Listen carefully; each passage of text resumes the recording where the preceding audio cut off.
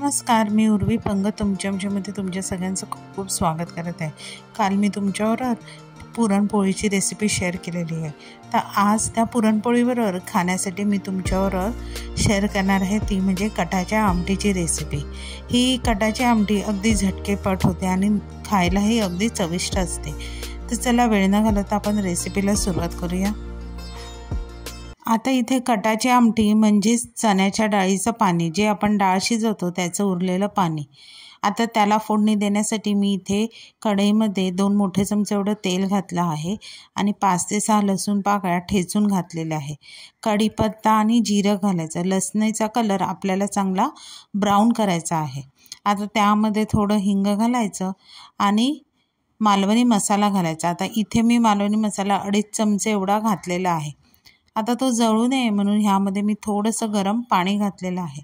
आता मसाला चांगला तेलात परतल्यावर त्यामध्ये हळद घालायचं आणि काश्मीरी लाल तिखट घालायचं आणि जे आपण मालवणी वाटप करतो कांदा खोबऱ्याचं ते त्यामध्ये मी 1 छोटी वाटी एवढं घातलेलं आहे। आता हे वाटणसुद्धा आपल्याला ह्या फोडणीमध्ये चांगलं परतून घ्यायचं आहे।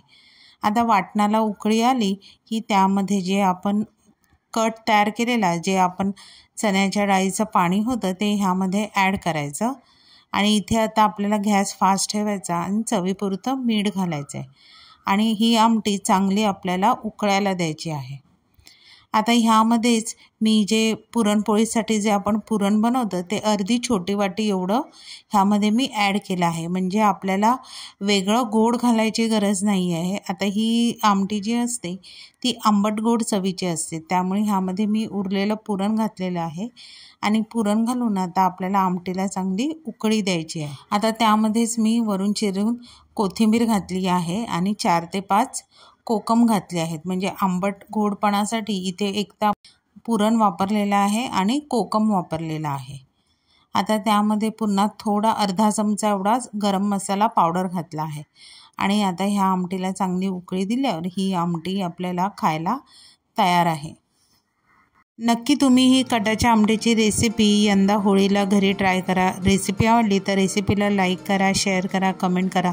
चॅनलवर नवीन असाल तर चॅनलला सबस्क्राईब करा आणि बेल आयकॉनला प्रेस करायला विसरू नका। तोपर्यंत मस्त राहा।